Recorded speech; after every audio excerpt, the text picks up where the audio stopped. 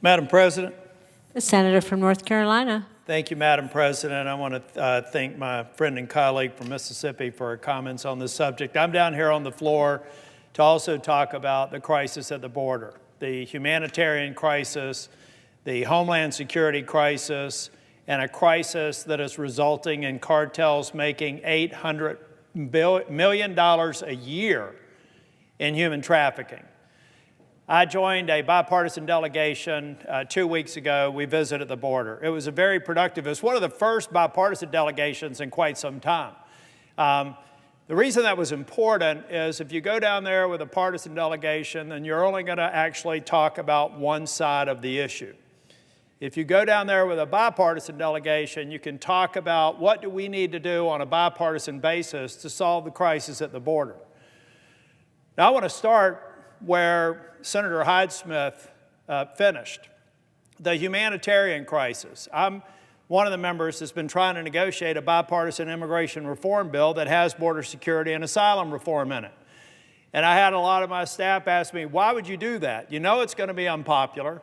You're going to get criticized from the left for going too far. You're going to get criticized from the right for having any discussion about immigration reform.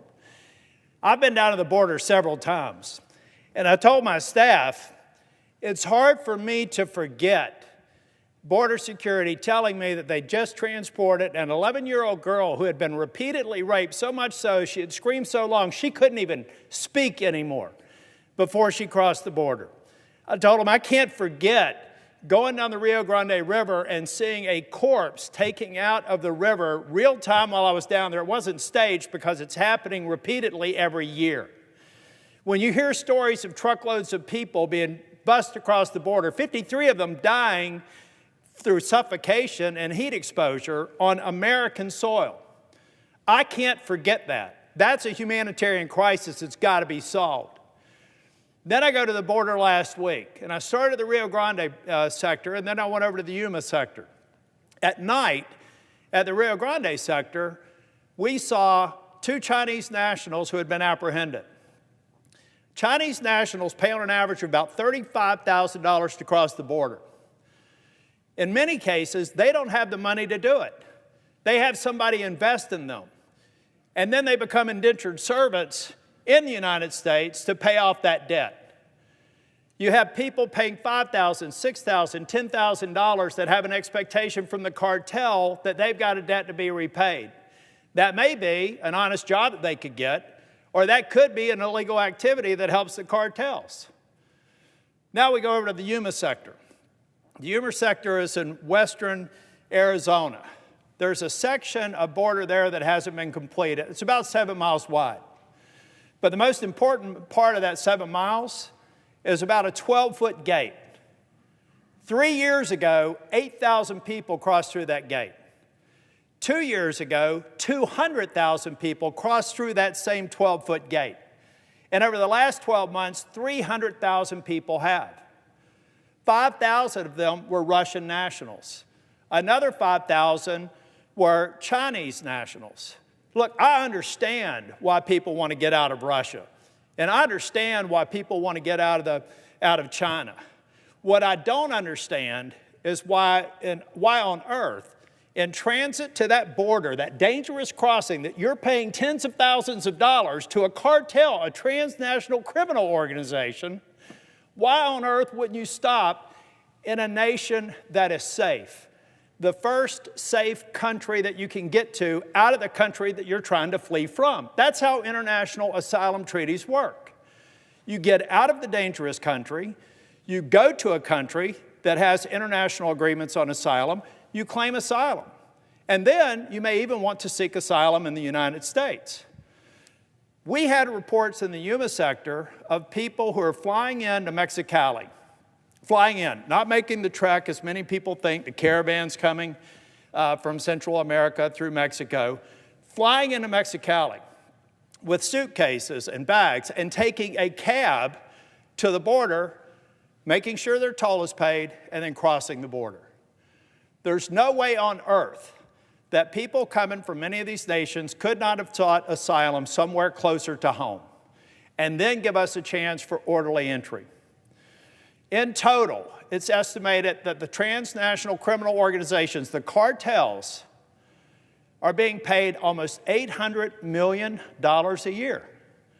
Now, what are they doing with that?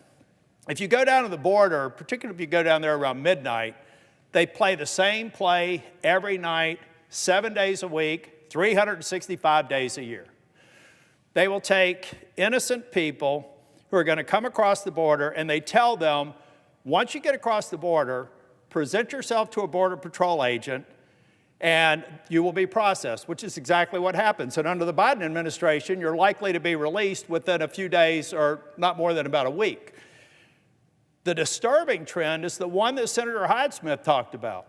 The disturbing number of people who are evading Border Patrol. Why on earth would you not opt to go into a facility that's heated in the winter and cooled in the summer and spend a week of being fed 3 times a day, to have access to facilities, to have changing tables for babies, to have play areas while they're being detained and processed?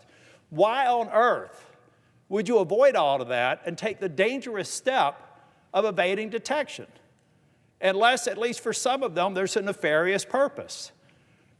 And then they're moving into communities where we've already seen, in North Carolina, a legal immigrant murdered a young lady just a couple of years ago. We have seen this crime, and it tracks back almost invariably to the people who are the so-called gotaways. Now I want to go to the Yuma sector and talk about those 300,000. Border Patrol, I'm wearing a it's a blue, back the blue flag, but as you all know, if it's Border Patrol, they wear green uniforms. So I say back law enforcement. Right now, Border Patrol only has less than half of the people who are sworn to protect the border doing those jobs. They're in processing facilities, they're driving buses, they're providing support for daycare. Literally, I am not exaggerating. So that means that we have half as many people protecting a border that has wide open spaces that there are no structures whatsoever. Come across, walk through the Rio Grande, in most cases you don't have to swim. But when those 300,000 people get there, this is the most amazing thing about this country. They're going through that 12-foot gate. If Border Patrol goes there, then the rest of the border's open for the gotaways. Our country is so extraordinary that they say, I know that it's only about a 10-minute ride from that 12-foot gate to the processing facility, but they won't transport a child unless they have a car seat for them. If somebody has disabilities, they have to make special accommodations. Imagine 300,000 people coming across the border in a 12-month period. What Border Patrol has to do to conform to our laws and treat these people humanely and safely. They need time. Time can only come when Congress recognizes that we have to secure the border. We have to fill the gaps. We have to insist that if you want to come to this country, present yourself at a legal port of entry, present a request for asylum, and you will be processed. We need to send the message, if you want to come to the United States, thank you for the compliment that you're willing to risk your life to come to the United States. But respect our laws and don't pay cartels $800 million a year so that they can create a conduit for fentanyl and other drugs that are poisoning almost 100,000 Americans a year. Now let's talk about immigration reform.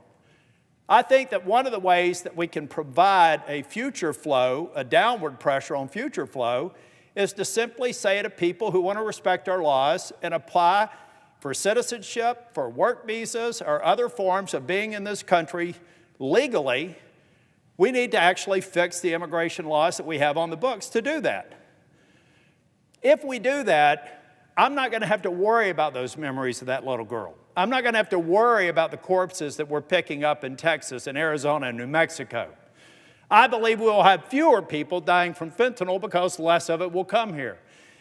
For a couple of reasons. We'll have better security at the border, and we will bankrupt the cartels that are making, over the last 2 years, almost $2 billion.